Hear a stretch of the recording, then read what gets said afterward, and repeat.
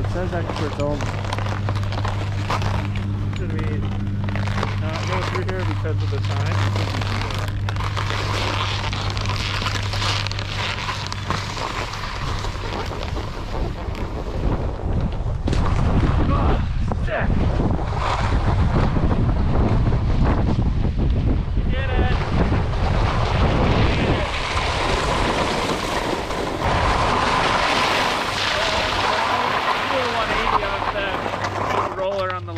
Are you gonna buckle your boots? Oh yeah, probably.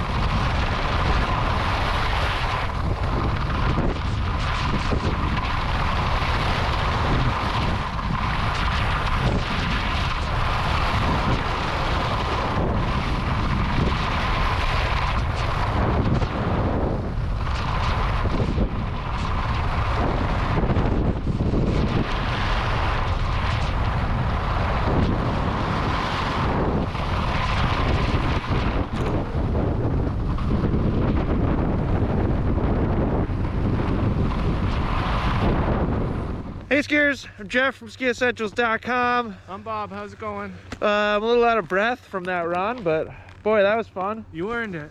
Yay! So I'm on the 2022 QST 98. Pretty exciting. We've been testing this ski for a while now. Back when we released the QST Blank review, we had been testing these right alongside the Blank. And actually there's kind of some similarities to this QST 98 and that Black, most notably the rocker camber profile, which is pretty dramatic. It is pretty dramatic. We are going to go back into the studio and we'll look at this and we'll look at it compared to the old QST 99 and talk about all the differences. But before that, Bob, what do you think? Really nice update to the older 99. You know, it's almost going so far as to say this is a different ski, kind of like you were saying in the spirit of the Blank. Yeah. And I think it's nice because it differentiates itself not only from the older QST 99, but from the stance. You know, whether it's the 96 or the 102, they're kind of making this branch off a little bit more. Yeah. So there's not as much overlap. I think there was a little bit of overlap between that older 99 and like the 102 or 96. But this with the rocker and the taper definitely sets it apart. Makes it a lot quicker than the older 99, but also like it's more stable. You know, they borrowed that Powerwall sidewall. I think that's what it's called, and something like that. Yeah, there's definitely like good grip underfoot for this ski, and you can really push it. Yeah, it's pretty impressive how hard you can ski it, considering the amount of tail rocker it is, and or it has. You're on the 189 now. Yeah. And I've skied both the 183 and the 189, and I definitely, like this longer ski. Yep. 18-meter turn radius in this length, and it definitely feels like it's got a lot of stability to it for the amount of rocker and taper to it.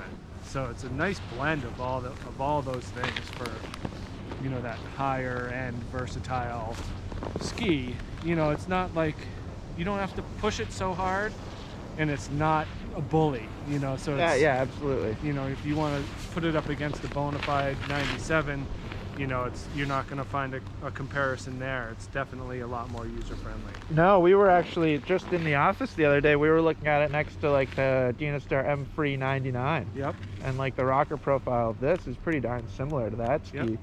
Yep. Yeah, it's really cool.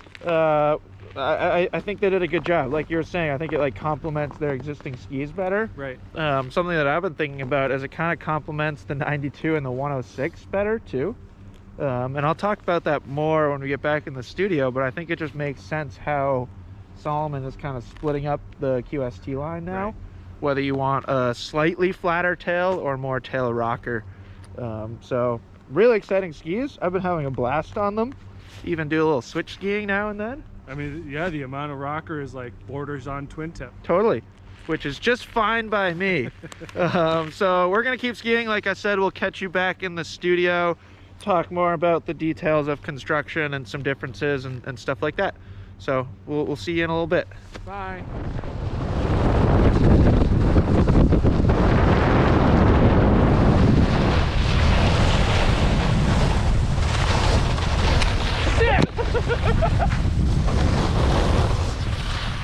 Hey skiers, here we are back in the studio to talk more about these QST 98s. I hope you enjoyed that longer than usual intro. You know, we haven't really been able to get Bob in the studio this season, so I thought it would be fun to at least kind of get his input out on snow and talk a little bit about performance before we dive into this stuff. So here it is. This is the QST 98. Really exciting, you know, like I said, or like Bob was saying in the intro, it feels like there are a lot of similarities between this and the QST Blank. There are differences too, but you can definitely tell that they were like designed at the same time by the same engineers. And I really like what they did to this ski. You know, Bob alluded to a lot of the changes in performance in the intro, and we'll get to that more. But yeah, I think it's just a really cool update to the QST. The QST 99, now the QST 98. So let's start by looking at shape, because we kind of mentioned that. I've already mentioned that it has a similar shape to the Blank. More rocker and more taper in this ski compared to the QST 99, which I brought up here so we could compare. So let's just look at this rocker profile. So tons of tail rocker back there. You know, it literally starts where my hand is, and then tip rocker starts where my right hand is. So like there's your effective edge on a groomer. It's not, and it's actually realistically effective edge. It's probably more like that on a groomer, but there's a lot of rocker in this ski. Now for comparison, this QST 99, you know, it's not like this ski lacks significant rocker, but there's definitely less of it. So to do the same thing, you know, there's the rocker profile of the QST 99. So most notably, in my opinion, is the increased amount of tail rocker. And then the same is true with early taper. So if you just kind of look at the differences in these tips, there's more pronounced early taper in this QST 98 than there was in the 99. So the tip is more of like a javelin shaped tip is something that I've often used to describe like this shape. It is, and it's noticeable in the tail too. If we were to flip one of each around, you know, noticeably more tail taper back there. So when Bob was saying like this ski is definitely quicker than the QST 99 that it's replacing, that's where a lot of that quickness is coming from. Now, construction, if you watched the QST Blank review, you already know the construction of this ski because it's pretty much identical. So we get a poplar wood core. Poplar is a great material for skis. You've probably heard us talk about poplar plenty of times before, so we won't get in depth into poplar. And then Salomon uses their CFX material.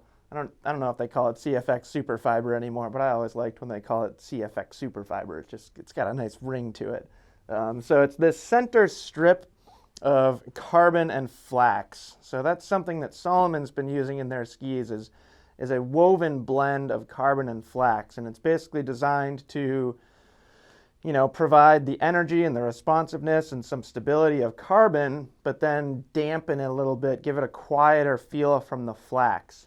I'll probably never forget the first time somebody from Salomon was like, yep, we have flax in our skis. And I was like, that is the silliest, maybe stupidest thing I've ever heard. But the stuff works. You know, at this point, we've had it for like 4 years, 5 years. Can't even remember specifically, but it's to the point where the flax has proven itself. You know, it really does a good job quieting the ski down. There's cork in the tips and tails of these skis, that cork damplifier. So again, just kind of further reducing vibrations in the ski. And then this gets double sidewall technology. So I think Bob called it Powerwall in the intro. Salomon's word for this kind of double sidewall, or this sidewall construction, is double sidewall technology. So basically just another piece of high density ABS material right underfoot. It's really easy to see. It's just like you can see it, it's just black instead of the orange sidewall. So that's pretty much it for construction. That's it for shape. Let's talk a little bit more about performance. You know, Bob kind of touched on it in the intro, but I think there's more to talk about this ski. Like we could spend half an hour talking about the performance of this ski. Let's start with groomers, because I think that's like really interesting. That's an interesting place to start. You know, I'll just give you kind of my experience with this ski from the moment I saw it to today. When I first saw this ski, like when we met Salomon way back in like early January, I think, or maybe even December, or who knows at this point. But when we first met Salomon, when I first saw the ski, I saw the shape and was like, whoa, that's weird. Like, I get it, but that thing's gonna be super twitchy, super unstable, probably not gonna carve very well. And the first time I skied it, or even like the first few runs I skied it, I was pretty hesitant to like really give it a lot of skier input or like get my hip down to the ground. Like, I didn't want to fall, and it seemed to me like this ski was going to be a little squirrely on groomers. Now, I'll preface this by saying that, like, yes, of course there are skis that outperform this ski on groomers. Like Bob mentioned, the Bonafide 97. Like, it's not even really a comparison there, but this ski is far more versatile than a ski like that, and it's still pretty strong on groomers.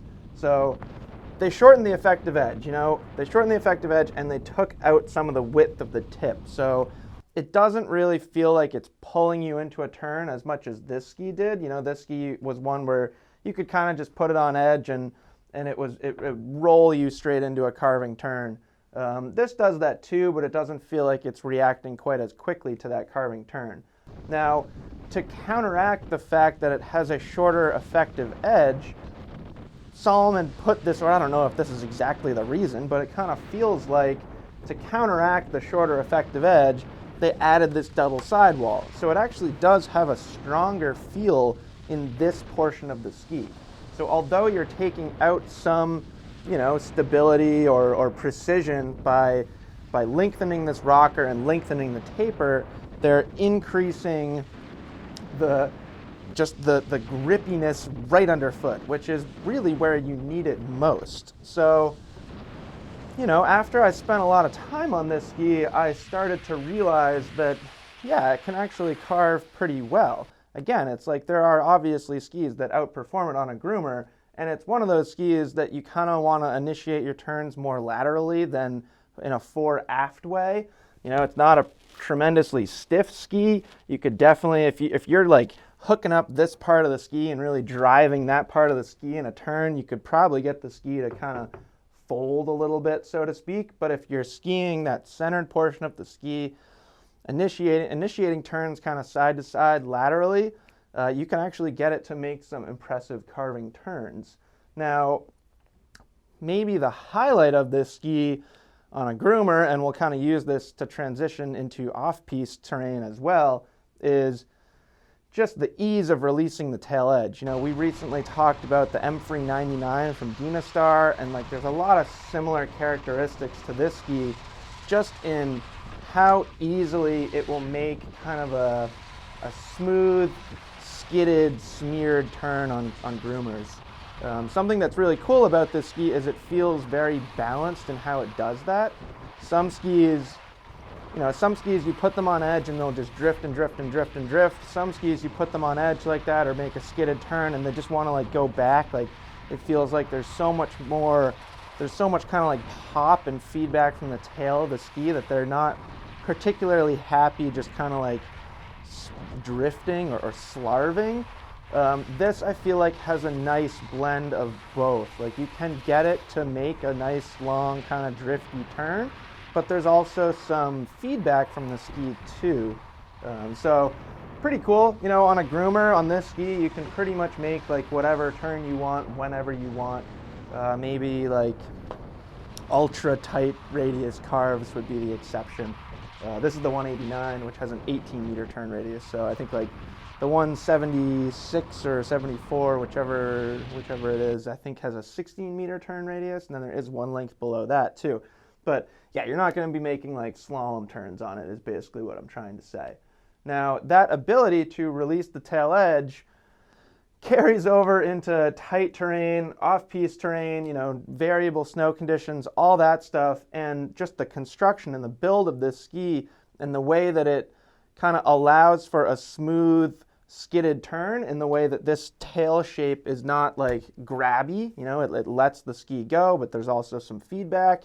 Combine that with the construction of the ski, you know, the flax in it, the cork damplifiers, and it just feels so adaptable and so compliant for different snow conditions. And that to me is like a real QST trait. That's something that, like, I remember the first day I ever skied a QST ski, and it was one of those days where it's like kind of like dust on crust, but really windy too, and we were skiing moguls, and like the tops of the moguls were just rock hard, icy, firm snow, and then there was some softer snow in the troughs. And I just found that the way the ski transitioned through different snow conditions was really impressive. It just, like, the ski stayed composed. It didn't feel like it was kind of, you know, some skis, like, you'll go from soft snow to firm snow and it feels like almost like a different ski. This has like the same characteristics regardless of the snow conditions you're on. And yeah, the increased tail rocker that they put into the ski and the increased taper just makes it like that much snappier and that much quicker. Similar weight overall, you know, these skis aren't like crazy light. They're in like the 1,800 to slightly over 2,000 grams per ski, dependent on the length. So not like crazy light, but also definitely light enough that they feel pretty agile and pretty quick. And then a couple other things I want to say about this ski. I find it really good in powder. You know, we talk about a ski in this width range should have a pretty wide variety of abilities, we'll say. You know, it should be able to ski a groomer. It should be able to perform pretty well in powder. This might be the best powder ski in this width range. There are definitely competitors too, like that M399 from Dynastar is another one that, like, very similar rocker profile to that ski. So that's another one that I would put at the top of the heap in terms of like powder performance in this width range. But this thing is so much fun in powder. If you watch the QST Blank review, you know we got some pretty good snow conditions for testing that ski. We had a couple people with us when we were skiing kind of some backcountry stuff in the Notch here at Stowe. We had a couple of people skiing on the QST 98 and some other people skiing on the Blank, and like the people on the QST 98 were not struggling. You know, you could kind of tell that the Blank does have just more raw float, but this thing does really well in soft snow, and I give a ton of credit to this tip shape. So, you know, even though they put more taper in this ski, it's still got a really wide shovel just right here. So you get a lot of float out of the tip of the ski. And then something that we pointed out on the QST Blank is they have this like extra rise out of the tip. So it's like the tip has, it's rising at this angle, and then all of a sudden right at the end it like really kind of ramps up. And you can actually like see it happening when the tip does dive. Like if the ski goes under the snow surface, that is like actually like pulling it back up more than a normal tip would. So it's one of those skis that kind of has like a nice like bobbing characteristic in the sense that like it'll dip under the snow, but then it comes right back up. And again, just to talk about that tail shape again, not only does this tail shape help with maneuverability in deep snow, it also lets the ski kind of do that a little bit. You know, we've talked about that with other skis, but when you have tail rocker this long, it lets the ski kind of like sit back a little bit, which then thus brings your tip above the snow. So just even further increasing the amount of float in that ski.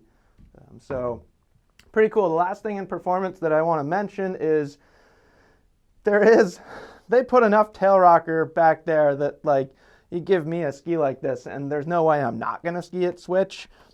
We had a similar conversation with the M399.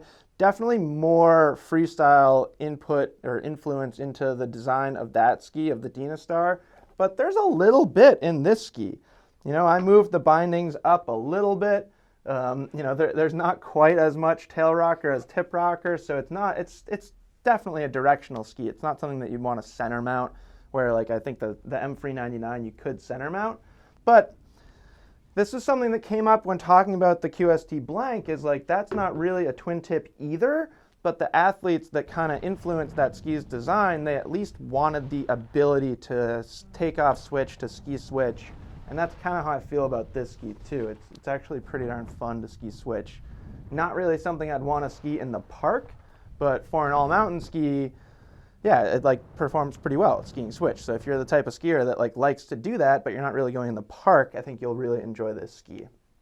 And then the last thing that I want to leave you with is, like Bob was saying, you know, he thinks it complements the stance skis better. I agree 100%. And something that I think is really cool is just the way that the QST line works through the whole line now. So the only ski I didn't have to bring into this video was actually the Blank, because you guys keep buying them and we don't actually have any left. So this is the QST 92. This ski carries over for 2022. It does get a new graphic, I'm like 99% sure. Between these two skis, let's kind of look at the tail shape in particular.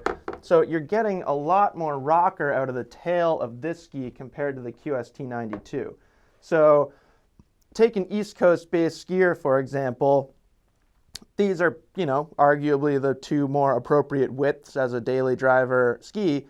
Between the 92 and the 98, you're getting like more precision on a groomer and then more versatility in the trees. And it also kind of like matches potential skiing style too. If you like prefer a stiffer, flatter tail, you can choose the 92. And then for like a skier based in the West Coast, the differences, or the conversation's not exactly the same, but this QST 106, this also carries over, and although this has more tail rocker than the 92 or even the 99 that's going away, it still has less than the Blank. So between these two skis, between the 106 and the Blank, you can kind of pick and choose, like, I'm more of a directional skier, I care more about track, you know, how a ski tracks through choppy snow conditions and stuff like that. Maybe the 106 would be better. And then if you're more of like a playful, drifty, smeary, slashy type of skier, the Blank is probably going to be better for you. So, you know, even though there are differences in width that also affect your decision-making process, I think it's really cool that they're kind of differentiating the shape and kind of specifically the tail shape among the QST line. So that's it. That's the QST 98 for 2022. As always, let us know if you have any questions about it. I'm sure there are lots of skis that you guys are going to want to compare it to, so don't hesitate to leave a comment. We will get back to you as soon as we can, and we will see you guys out there on the slopes.